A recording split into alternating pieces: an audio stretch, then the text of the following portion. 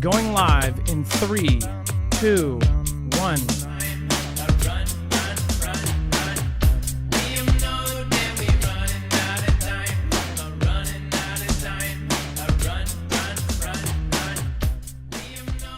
All right, moments ago, there was an insane tweet by Elon. We're going to talk about that here in just a minute, calling for a second revolution.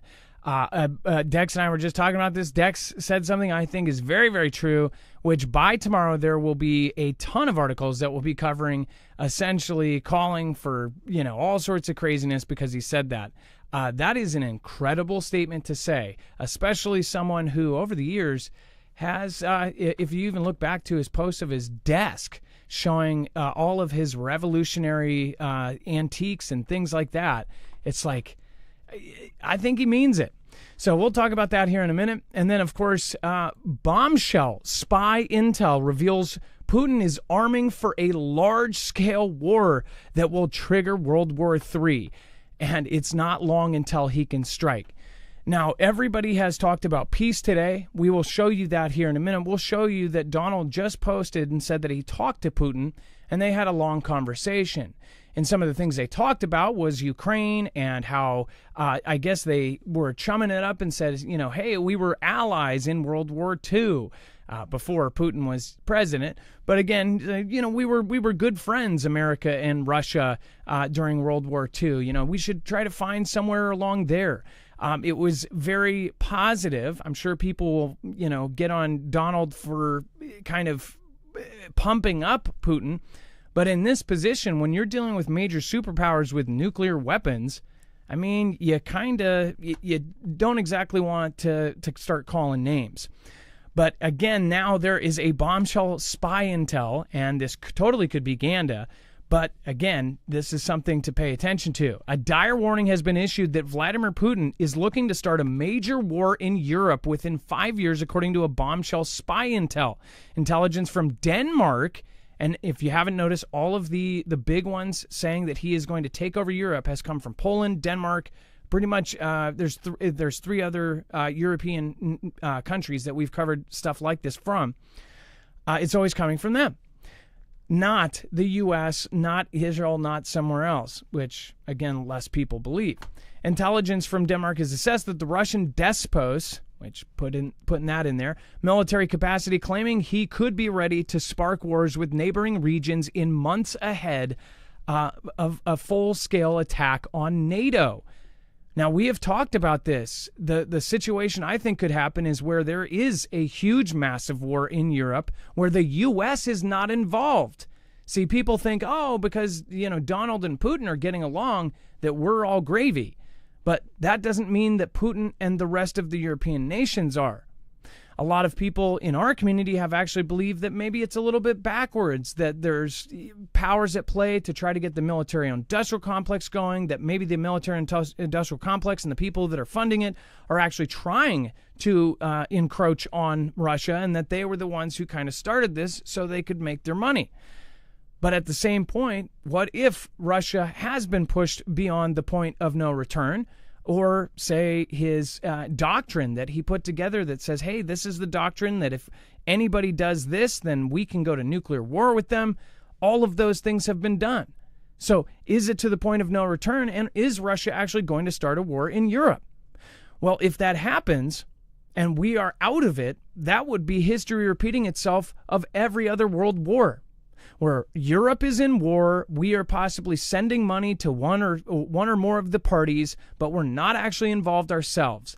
Then a massive, Fantastic Freddy or event happens where all of a sudden we are brought into it. In World War II, it was, of course, Pearl Harbor.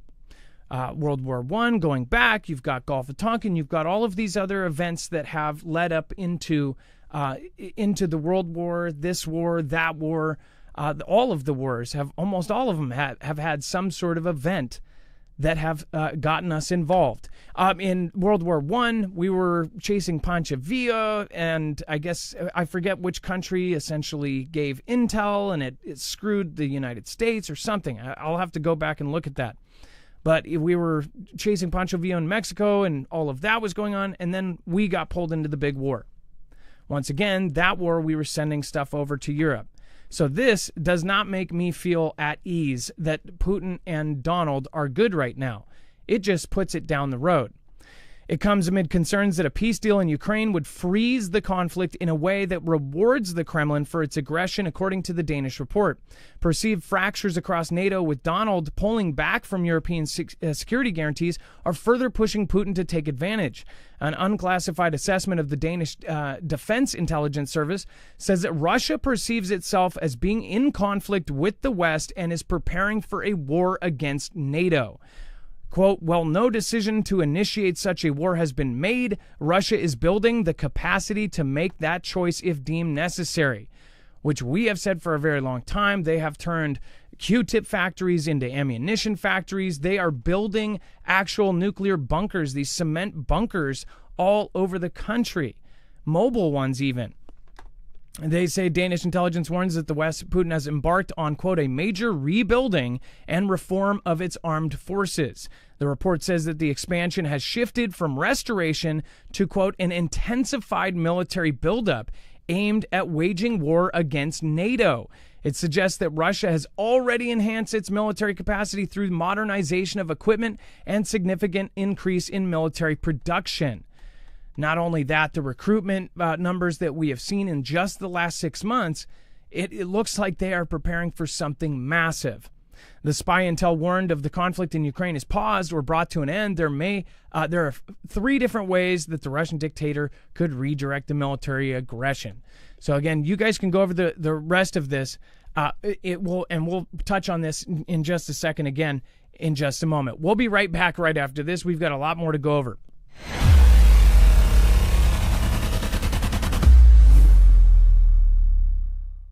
Nothing in the show should be considered legal, medical, or financial advice. The views of the callers can differ considerably and do not necessarily reflect my opinion, Dex's opinion, or anyone else who works with the show. You should always do your own research and consult with professionals. The internet is full of fake news, so please take everything with a grain of salt. If you have not already, it helps us out if you end up going through any of our affiliates, and it helps you out if you end up protecting yourself against cybercrime. NordVPN is one of the best and one of the easiest to use. If you do not have a virtual private network, it protects your IP address, which is your online identity, which actually connects to your real address and everything else. It also connects to you. If you know anything about how they are data logging and basically getting your profiles down, you can prevent that by having a VPN. Nord is, again, one of the easiest. Download it. It's like an on switch and off switch. All you have to do. Go to marfooglenews.com/VPN. Not only will you get a giant discount on this, but you will also be helping us. I appreciate your support, and I appreciate everyone that goes through any of our affiliates. Can't say thank you enough.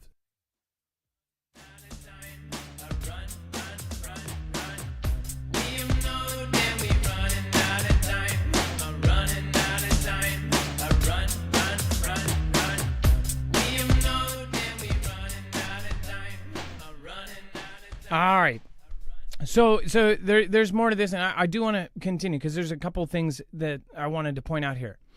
So first of all, the piece with him, Donald has just ordered an immediate start to building an Iron Dome system for the United States.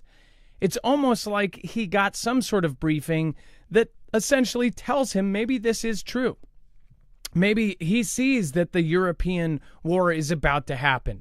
Maybe that's what triggered him to say, hey, we are going to take Greenland, whether it's by force or by something else. What triggered him to do all of these events that have just taken place in the last week? They are cleaning house, of course, here, and I'm wondering if they're just clearing up more money so we can end up getting into a war of a lifetime, a world war. Again, what if there's other people in the picture that are beside or behind saying, hey, if we're going to go to war, we're going to need a whole lot more money. And something like Doge could clear up that money from all the crazy stuff that we've been spending it on and then dedicate it to something else. Donald also, the president also suggested that all of the countries need to put 5% of their GDP, which currently I think it's at 2-something% or 3%. But not all of the countries even chip into that. In fact, many of them are at less than 1% or even less than 0.5%. And that is something that the president has brought up many times. Of course, it says the three different ways, but mainly this part is really important. Putin can be defeated with Cold War tactics in as little as 6 months' time, and that Russia may be able to wage a local war with a neighboring country if it can reallocate its military resources currently committed to the Ukraine war. Georgia and Moldova, both ex-Soviet states, are seen as potentially at risk, which, again, if you saw the Belarus map, that we don't know if the picture was leaked out, but he's sitting there, the Belarusian president sitting there, Lukashenko, and he's pointing at a map that at that time when it came out was current. It showed actual where American troops were, where European troops were, and it had their actual symbols of their units, and military in our Marfoogle family said that's accurate to right now. That picture showed an arrow going from, I believe it was Belarus, or it could have been even from Ukraine into Moldova. So at least Moldova has been on the list for a long time. Nations at risk are perceived to be Estonia, Latvia, and Lithuania, all ex-USSR. The threat of large-scale war with Europe could happen within 5 years, presuming the U.S. does not intervene, according to the assessment. As the president vows to bring an end to the war in Ukraine, the outcome of this conflict is critical, since it is unlikely that Russia could sustain both the conflict in Ukraine and a simultaneous war with NATO. Well, I think that's kind of it's almost like a double negative, it's redundant, right? Because he is at war with NATO. Almost everything there that is giving him any kind of pushback is NATO infrastructure. So they may view it as they're already at war with NATO. Denmark's intelligence chief Anja Dalsgaard Nielsen told Danish newspaper Jyllands-Posten that there is no concrete threat to Denmark from Russia. However, Nelson warned that the situation is rapidly changing and that most NATO countries are failing to arm themselves to recommended levels. The president has suggested that they should spend 5% GDP on defense. He also made clear that he wants control of the vast territory of Greenland, an autonomous region of Denmark. Such a move may be seen as a sign of division within NATO, which, of course, Denmark is controlling that, and Denmark is saying these things. Like, this is nuts. Nelson said that we see an increased willingness on the Russian side to challenge NATO, and we see an American administration that is focused on ending the fighting in Ukraine. Which, again, a lot of people look at this from the angle, they're like, oh, well, the scam is stopping, right? Or the money's going to stop flowing. But we really don't know what's happening here. As Putin continues his military buildup, which could be used to target NATO, he is being bolstered by Iran, China, and North Korea, the Danish intelligence service noted, which I do agree with. They just signed these treaties. In fact, over the last couple days, we covered not only after North Korea signed a treaty, basically a partnership treaty and a military treaty with Russia, right after that they sent troops into Russia and even into Ukraine, 10,000 plus troops of North Koreans.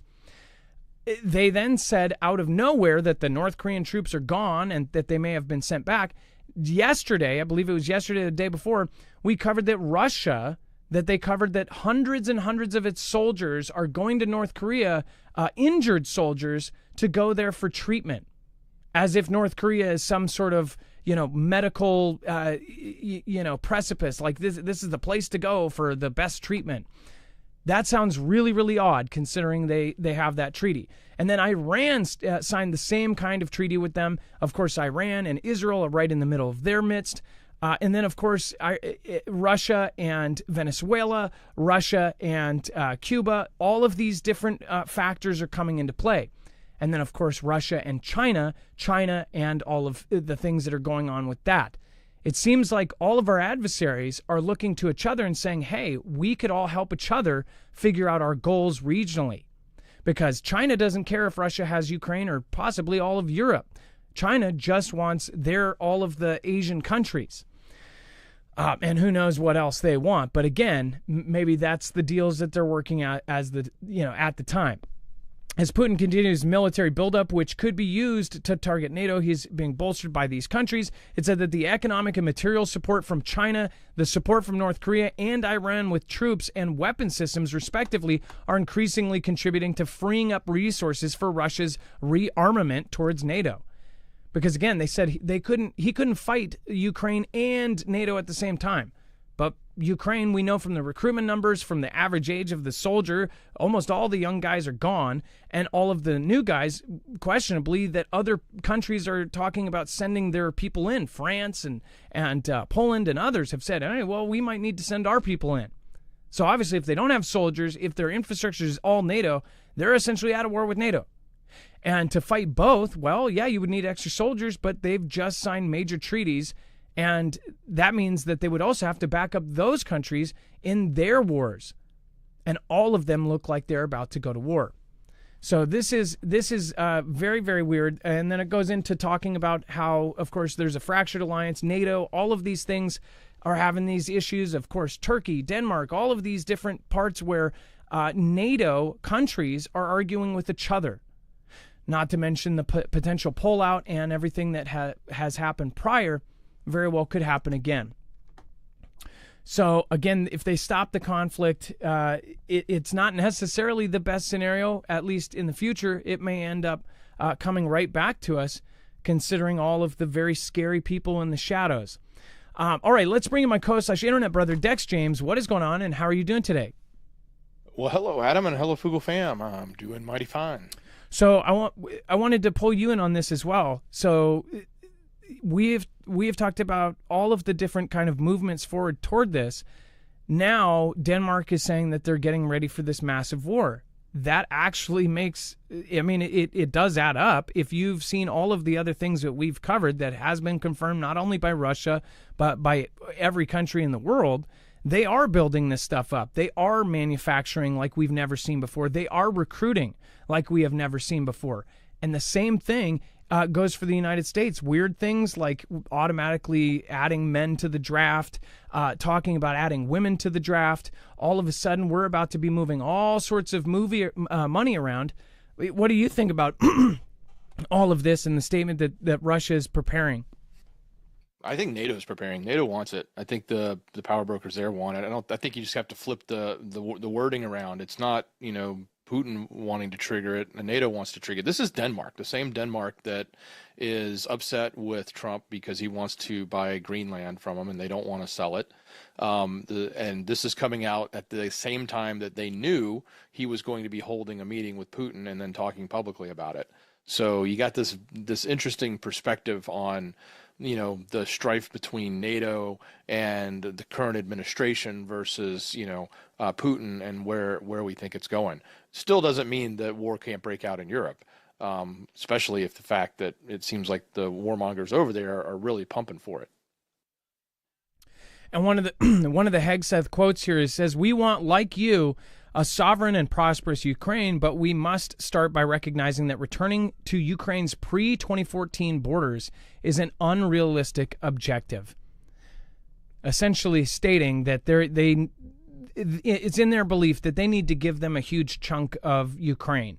And what even Ukrainians think when interviewed is that the most likely scenario is the Russian-speaking areas will go back to Russia.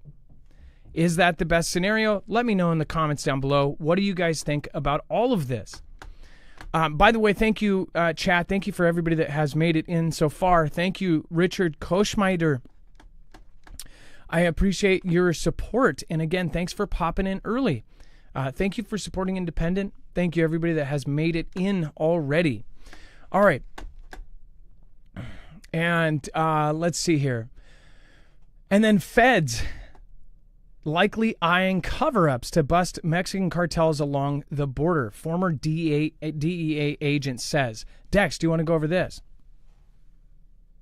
Well, apparently they're suggesting that we need to train or prepare our federal agents and others, including the military, that are going to be working along the border to deal with the tunnels, the underground tunnel systems. They're talking, there's a lot of pictures in this article if you guys want to see them, but they suggest that there's some super long tunnels, especially going all the way into like Tijuana, and they're cover-ups, as they call them. They're covered, they're hidden, you can't find them, they're disguised.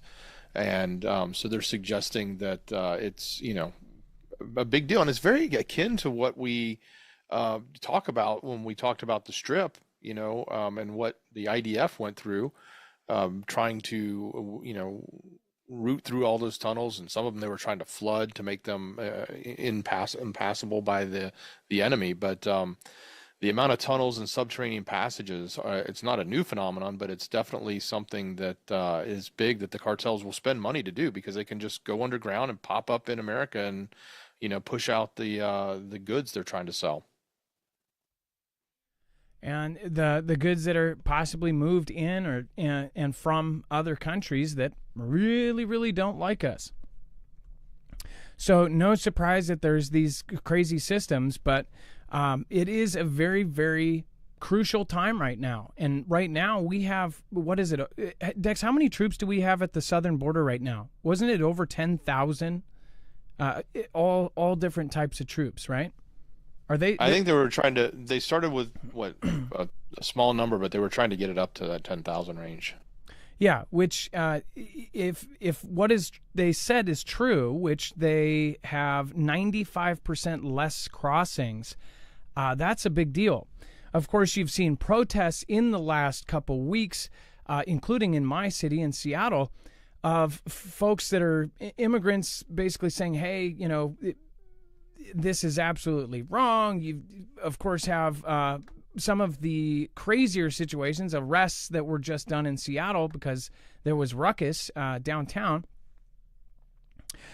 And because now there's, of course, the next thing is that they're going to do these huge operations and get everybody that came over. They're supposedly going to do the biggest deportation in history. So I believe that this is going to trigger a lot of the kind of secret, shadowy figures that have been purposely doing this or been getting people in, the cartels, everybody else, and whoever they're connected to. There's about to be almost a separate kind of war, which we'll talk about here in a second. Elon just made one of the craziest comments ever. And I guess I was even shocked that he said that, especially considering his past of, if he says anything on Twitter or X, he could possibly get in trouble for it, or, get 50 different articles wrote about him. But we'll talk about that here in a second. And then, of course, we have Trump and Putin speak and the update from that. So we have an actual update. Do you want to go over the tweet and basically what they said? Yeah, sure. Trump came out and posted, I assume on Truth Social, he said, I just had a lengthy and highly productive phone call with President Vladimir Putin of Russia. We discussed Ukraine, the Middle East, energy, artificial intelligence, and power of the dollar, and various other subjects. We both reflected on the great history of our nations and the fact that we fought so successfully together in World War II, remembering that Russia lost tens of millions of people and we likewise lost so many. We each talked about the strengths of our respective nations and the great benefit that we will someday have in working together. But first, we both agreed we want to stop the millions of deaths taking place in the war in Russia, Ukraine. President Putin even used my very strong campaign motto of quote unquote common sense. We both believe very strongly in it. We agreed to work together very closely, including visiting each other's nations. So that means Trump's going to go to Russia and Putin's going to come to America. He said, we have also agreed to have other respective teams start negotiations immediately, and I will begin by calling President Zelensky of Ukraine to inform him of the conversation, something which I will be doing right now. I have asked Secretary of State Marco Rubio, Director of the CIA John Ratcliffe, National Security Advisor Michael Waltz, and Ambassador and Special Envoy Stephen Witkoff to lead the negotiations, which I feel strongly will be successful. Millions of people have perished in the war and would not have happened if I were president, but it did happen. So it must end. No more lives should be lost. I want to thank President Putin for his time and efforts, respect for all the release yesterday, and also for the release yesterday of Marfoogle, a wonderful man that I personally greeted last night in the White House. So I believe this effort will lead to a successful conclusion, hopefully soon. That's his quote put out to the nation. And remember, I did not go to the White House yesterday. That was Marfoogle, not Marfoogle, okay? Just so everybody is clear. All right. And, all right, so in a second here, right after this, we'll go over to what Elon just said about, I think it's an hour ago, less than an hour ago. Before we do, make sure to go over and check out Jace. This is one of this is probably third on the list of things that I think that everybody should be doing. First, food, water, and then medicine. Jace is a really easy service you can do from the comfort of your couch. You can do this from your phone or a tablet or your computer, and you can do a telehealth appointment with a board-certified doctor, and you can get yourself these shipped right to your door. Again, there is the Jace case, which has all of the most commonly prescribed antibiotics in it. It is a great kit. It has, of course, all of the things you would need if, say, something happens to our infrastructure, if the hospitals are down, if the pharmacies are down. Then what are you actually going to do? Many people don't think of these kind of things until it is too late. There have been many countries around the world that have had these things happen. And I will tell you, there are staggering stats for places that have had, say, their entire grid go down, things like this, of people perishing from preventable things. As far as this goes, the Jace case is one of the most common things that people are going to go to Jace for. You can even add things into it, like albuterol and emergency inhalers, of course, fluconazole and donzatron and other things. But again, that is something just for the main kit that it comes with. I would highly recommend it. Marfoogle.com/Jace, and make sure to use the code MARF. If you're a caregiver or if you are dependent on a medication, whether you like being on it or not, if all of a sudden you couldn't get it, what would happen? That is something that people should think about, whether it is a World War III or if it's a local regional disaster like North Carolina or Katrina or California. You can actually get a 12-month extended supply of your prescription meds. That is a service called Jace Daily. That will all be shipped to your door, so tomorrow the lights go out, you will have a year of your regular medication that you can rotate into your actual prescription, and you'll always have a year. Marfooglenews.com/Jace, and make sure to use the code MARF. Again, if you are somebody who likes preparing beforehand, this is the service for you. All right, you guys. And again, that helps us out. It gives us a small commission. At the same time, you are supporting independent media and getting yourself something that is incredibly important for preparing. Sorry, today I'm having a bad tooth day here. And then let's talk about Elon. So this is this is a big deal. And I think Dex is right that there are going to be articles tomorrow writing all about this. I bet you every big mainstream media that goes over every little thing that Elon does or tries to slam him, they are going to have a wild one with this. Dex, he just said a second revolution is needed to free the people from their oppression by the bureaucracy. That is a huge deal. It is a huge deal because if you imagine what the first revolution was, it was an actual, hot conflict, and people are going to read into this. I know he's using that word, or I believe he's using that word, metaphorically, so to speak, but I don't think he's telling everyone to go, grab your arms and let's go march, because I think that's not the right path. But yeah, he's going to get lambasted for it for sure. I think, but many people believe it too.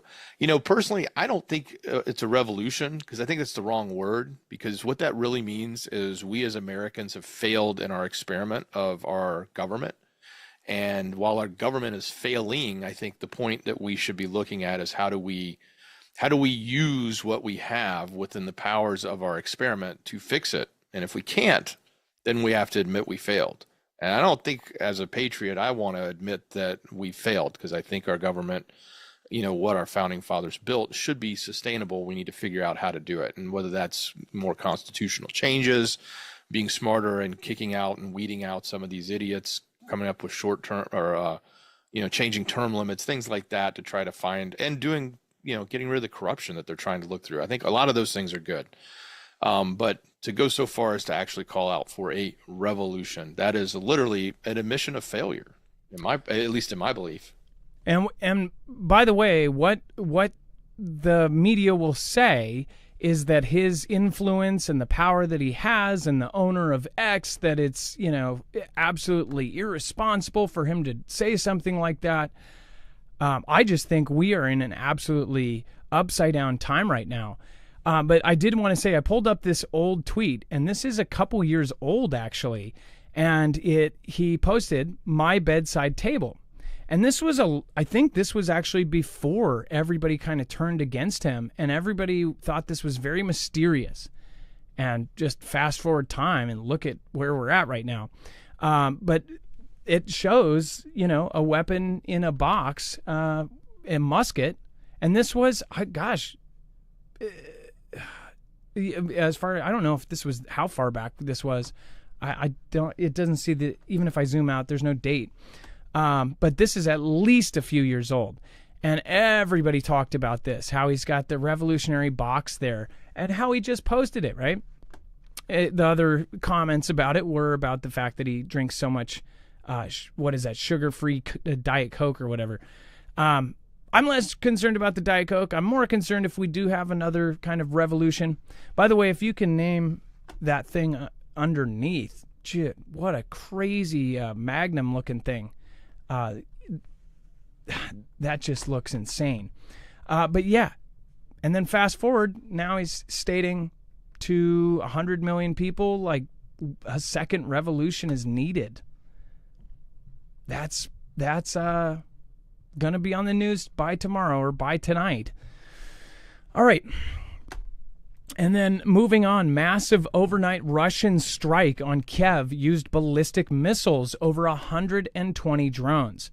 So as there's talk about peace and possibly even, giving back chunks of Ukraine, Russia's not taking that as a chance to take a break. Russia has confirmed its forces launched major overnight missile strikes on Ukrainian military plants as well as energy infrastructure. Kiev suffered significant damage, resulting in casualties and several fires in the city. A Wednesday statement by the Defense Ministry said that Russian forces had carried out, quote, a group missile strike on workshops of Ukrainian military industrial complex enterprises producing unmanned aerial vehicles and FPV drones. So they specifically went after their capability to send drones back. The goals of the strikes have been accomplished. All designated facilities have been hit, it said. The oblasts of Kiev, Sumy, Poltava, and Chernigov were struck in the widespread assault. So this was a big assault. Strangely enough, it's like, if this happened in Israel, we would see 1,000 videos of it. There's very few of this anywhere, right? Importantly, the attack involved Iskander-M ballistic missiles and over 120 drones, which Ukrainian forces claiming to have shot down several Iskanders and 71 UAVs. It seems like it's a back and forth. Every time they launch at each other, in any case, and most of the other countries too, they say, oh, they shot a bunch. This country says we shot them all down. This country says they shot none of them down. And it goes back and forth forever. Dex, go ahead. It's all about the timing. I mean, look, this was basically last night, and today the phone call was made. So if he did this, it's like setting up the stage for the phone call with Trump to come in with a sign of strength. Look what I did. I'm not backing down. It's a positioning. Timing was everything. The fact that phone call happened today and this happened right before. Well, what if there's something we also don't know? What if they actually legitimately knocked out 95% of their capabilities or something, or that strike was so good that it would just completely cripple them, right? They wouldn't admit that they were crippled, that they couldn't make any of the FPVs. All these places got hit in 4 different oblasts, right? Yeah, 3 different, or at least 3 different oblasts. So what if that was the case, and that's why, now they're saying, hey, maybe we should work something out. I don't know. No, well, the phone call wasn't a result of the strike. The phone call had been in the works all week. They had been talking about it. I think we even reported about it a week ago that it was going to happen this week. So it's just the timing. It's definitely timing. Like, launch a major strike, 12 hours before you're making a phone call. That's kind of like they're sizing each other up. And then EA-18G Growler military fighter jet crashes into San Diego Bay. Pilots eject safely. Yet another plane incident. But yet, this is a military fighter jet. It's not, we've heard the rumors. Poland said that possibly that Putin was going to use planes against us. I don't think that these would qualify. But of course, everybody's talking about how it just keeps happening. There's different plane accidents. I wonder what the numbers are compared to how many of these incidents happen in general. We don't have commercial planes crash like what happened. In fact, we haven't had a commercial plane accident like that since, I think, 2008, the one that hit the helicopter. But of course, everybody has been saying, like, what is going on with all these plane incidents? Smaller planes crash a whole lot more. And that, of course, should be mentioned as well. But the jets, this one, of course, it looks like everybody got out safely. So the pilots are okay.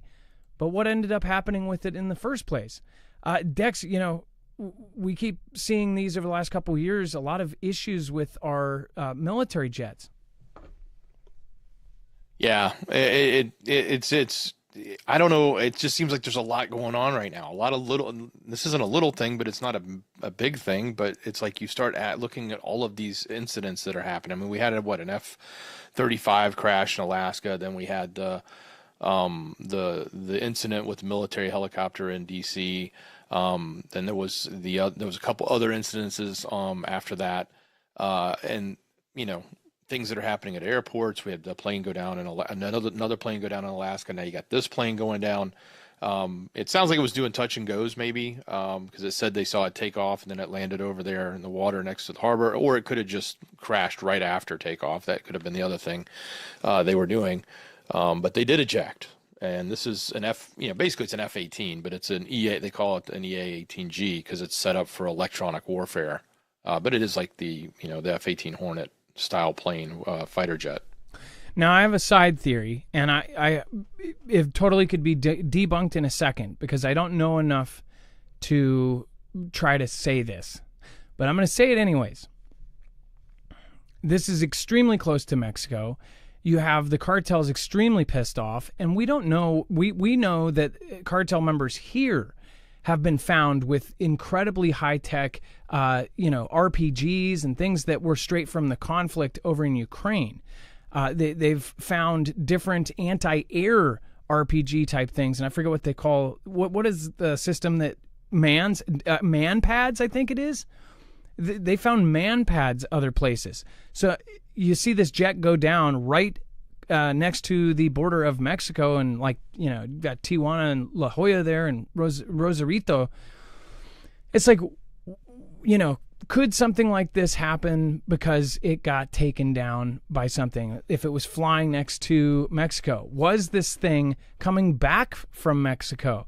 What was the flight tracking on this? What did it do? Was anybody monitoring this when all of this went down? Could it have been damaged by something but not fully taken out, and then they had to eject and ditch it? I just think the placement is all the way down here, very, very close to the border. Just a side note, and watch, what if we find out in a week that, it may have been taken down? I don't think that would come out unless, if this is a cover-up, we probably will never know. What do you guys think? Let me know in the comments down below. Stephen McMahon, thank you so much. Says, off to work. Love y'all. Keep a stiff upper lip. Hey, thank you, Stephen McMahon, and thank you for the super. I appreciate it. I will be going over to the chat here in just a second as well. All right, and then Dex, IDF says Iran smuggling cash to Hezbollah on civilian planes through Beirut airport. Yeah, so I guess they caught him again. So the IRGC, Quds Force, has been smuggling cash into Lebanon there for the Hez terror group. And they're doing it through the Beirut International Airport. And they say that the cash has been smuggled in using civilian flights. The money's being used for the group itself to rebuild because they've taken quite a beating. I don't think they're delivering any golden pagers like were sent to or were given to Trump, but certainly cash is important because they need it to build back up. And Iran allegedly funds them, or not allegedly, does fund them. So, but this would allegedly be tied back to them as money being sent in. Now, it'd be interesting to see how much longer that goes on, because all of the sanctions, the new sanctions that have been put on to try to cripple the ability for Iran to make any money, especially from oil, which is one of its biggest funding tools that it has. But they estimate that some of the money transfers were carried out successfully, even though I guess they are able to intercept and stop many of them. And by the way, to anybody watching at home on a TV, if you think sometimes the picture will be cut off because I scroll, just want to make sure, because it is cut off for everybody. And then Bobby Sue says, "LOL man pads." Yes, and Bobby Sue, glad to see you. By the way, the last couple days or last couple shows, people were really worried about you, and that's one thing that a lot of people actually feel awesome about when they're in the community, especially some of even just the regulars. When they're not there, people actually notice that you're gone. Last night they were also saying Anastasia and someone else wasn't there that everybody misses. So again, Susie Q, thank you. Stephen Kolostak.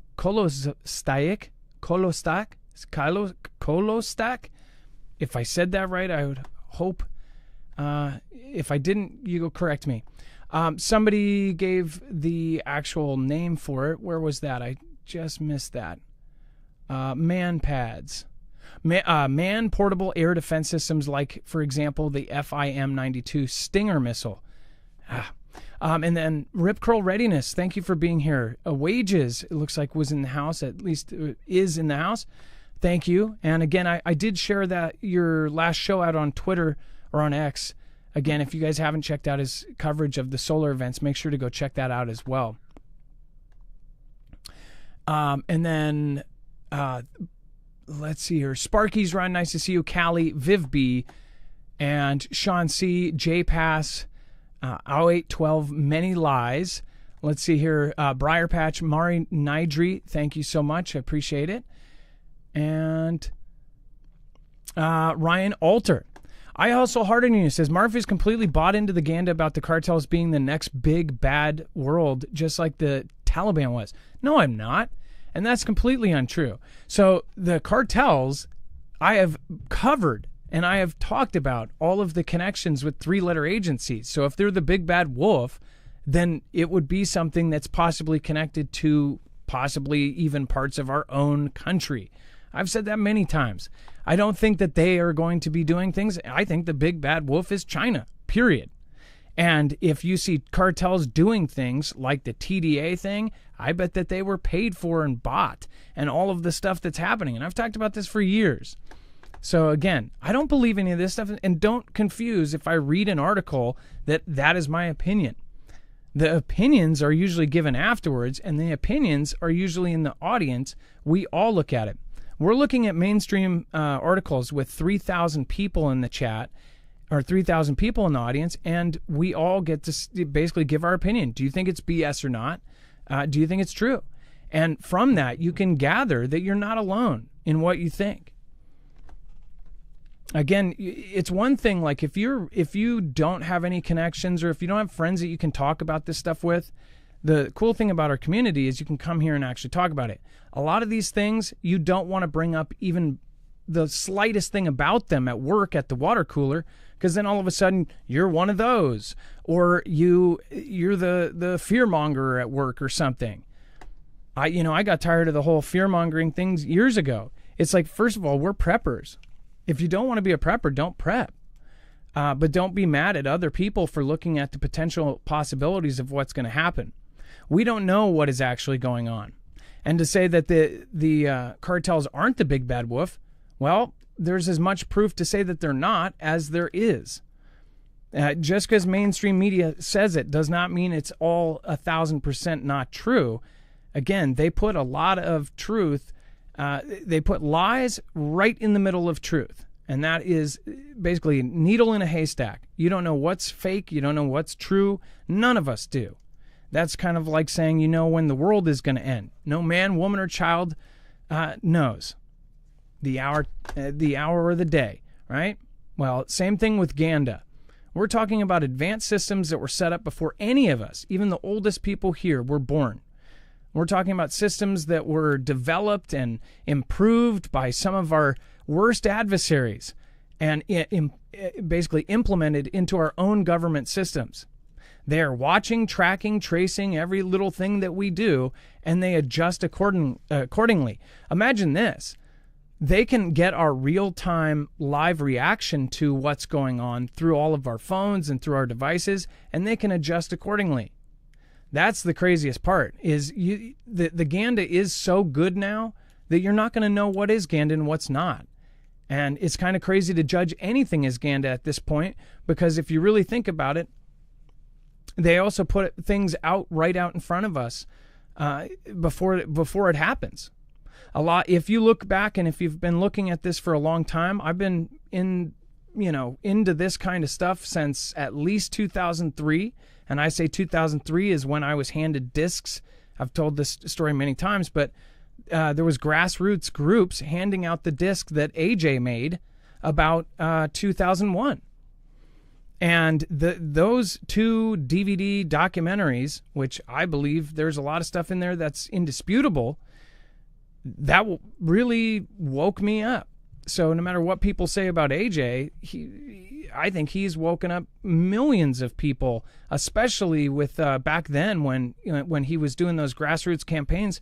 I mean, people were handing out discs to thousands of people, burned DVDs on the streets of Seattle.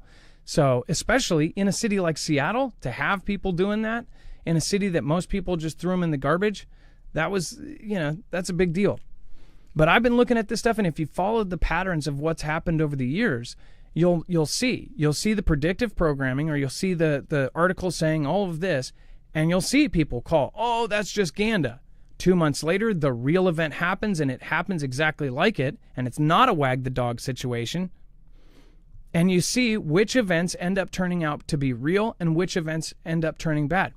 As far as the cartels, you don't think the cartels are going to be mad that now they have military planes that flying over them, and they're possibly going to be starting military strikes in Mexico? I think it's a huge deal. Cartels are the real deal. If you don't, it sounds like somebody that has never actually met anybody that has been in the cartel. I ran in circles when I was younger that, this guy's brother, this guy's sister, this person was involved in that. I mean, I've known a lot of bikers and biker gangs and things. Cartels are legitimately scary. They're not people to mess with. They do take people's top piece of their body off and leave it in the street. So they're not nothing to mess with either.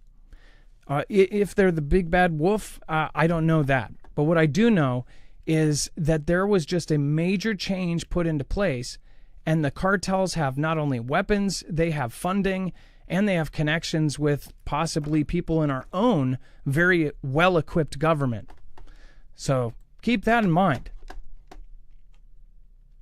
I feel way better about being made fun of about my asteroid theories than I do about believing Ganda from mainstream media, because I ask questions about everything. And then before we move on, make sure to go check out Harvest Right. If you have ever looked at the prices of freeze-dried food, then you know it's extremely expensive. Everybody here should be trying to get prepped. If you're here, then you probably are already on that tip. If you're here, you're also probably not like, oh, I'm not prepping, there's nothing going to happen. Who knows? There might be a couple of you out there. But as far as freeze-dried food, if you go to Walmart or any place like that where most people have accessibility to it, you'll see a single meal is like $11 or $12, up to $15, $16. You don't have to pay that when you end up doing your own. You do have to invest in a machine, but once you do, you have something, a piece of equipment that can be absolutely detrimental to your survival. You can freeze dry your own food. You can source your own food. You can, of course, source food that doesn't have anything in it. You can source organic food. You can source high quality food. You can source cheap food. It doesn't matter what you want to do. It's up to you. You can have your own diet. If you have a specialty diet, this is also a good idea. You can freeze dry the stuff that you eat instead of being stuck with eggs and spam or whatever the heck, So again, this is an awesome machine. They sell some of the best machines out there. They were scalped during 2020 when everybody was, trying to snatch up all the toilet paper. you couldn't even get your hands on these. They're extremely high quality. They're very, very easy to use, and they can get anybody into the hobby. Once you get into it, this is actually going to save money, especially for families of 2, 3, and 4, to freeze dry 3 months or 6 months or 9 months of food. You'll quickly find out that that's essentially pallets of food. You're going to spend 40, 50, 60, 70 grand. So again, this is a much cheaper way to do it. You can go with some of the more affordable prepackaged stuff if you don't want to, like marfooglenews.com/prep. But again, harvest right at marfooglenews.com/freeze. Highly recommend this, especially this February, because they're doing a gigantic sale. About every 3-4 months, they do a really big one. Black Friday was the last big one. This is a huge one as well. marfooglenews.com/freeze. Again, you get into the hobby, you can freeze almost everything, and it keeps in almost all of the flavor. You can have your food last up to 25 years. So you'll definitely be covered for a while. You'll have time to stack it up. And then, speaking of Asteroid, now here's where you guys can open up and make fun of me, okay? Because this is something I do believe. But at the same time, there's been a lot more stuff put out to make me not believe it. There has been a lot of articles and a lot of scientists and a lot of people that have come out and say, oh, we're perfectly safe. But if you look at the actions by the world governments, to me, it does not match. You have a triangle trying to go into a square block like we're watching Idiocracy. And they're going, don't cheat, don't copy me. And I just don't believe it. They have been watching for stuff out in space for a long time. Now, there's some of you that are going to completely go, idiot, moron, there is no space. It's all made up. I honestly have no problem with different points of views. But again, I do believe that there's at least some sort of space out there, and I believe that if there is something coming towards us, that they would not tell us. And over the years, a lot of the different events that have happened definitely match up more with they do think that something is going to hit us at some point than don't. The DART missions and things like this, and a lot of these weird things that have happened over the years, it seems like around 2015, 16, 17, a lot of things were happening. It was like they were winding down NASA almost completely, and then all of a sudden they were just up on this skyrocketing trajectory. Space Force was formed. All of these things kind of all happened at once. You had the Sunspot Observatory thing that happened. I went over a whole video where I went over some of my thoughts, and I definitely missed a couple things. But there was a lot of weird stuff, including things we've actually heard from folks that worked in auditing military funds, that we vetted, saying that they have put aside secretive money for cleanup for a Class 2 gas giant, debris from a Class 2 gas giant. And a lot of people have been saying for years, it's been this like really quiet rumor that we're going to go through some sort of asteroid field. And everything kind of lines up with 2029 through 2034. So again, you guys can go look at this for with your own opinion, but China is doing its own thing to try to knock asteroids out of place and do impactors. They're doing something very similar to DART very soon here. And then NASA, of course, in 2022 did the DART mission. They've done HAMMER, Hypervelocity Asteroid Mitigation Emergency Response Vehicle. They've done all these different things, and to me, it doesn't seem right.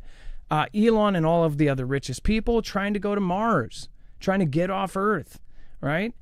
And of course, there's detractors to those theories as well. But to me, if all of this that regular people, everybody believes like, hey, these guys are building rockets to go to Mars and that they're trying to terraform Mars and all of these things, what if that is true? I guess the what if for all of us is why we're all here in the first place. And it seems to me like if that is true, that they're not telling us something.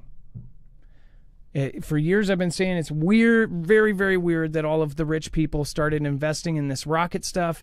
And it seems to me that the most in-the-know people are always on a completely different tip than everybody else. And then after a few years, you realize why. They're always ahead of the curve because they know the information before we do.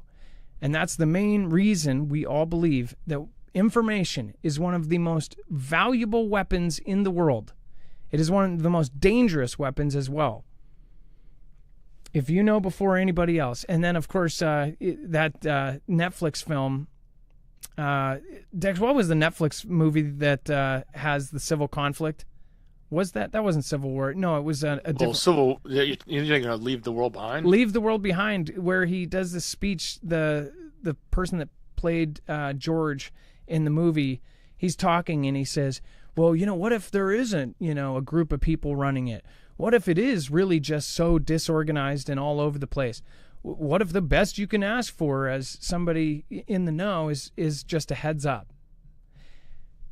And that just sat in my gut. I don't know what about that little monologue that he did. What about it just creeped me out? But what if that is the case? Because I don't know if everybody, all of these multimillionaires are actually on that level. But I bet you some of those ones way up there that they are. And if you look at their actions, it says something is off.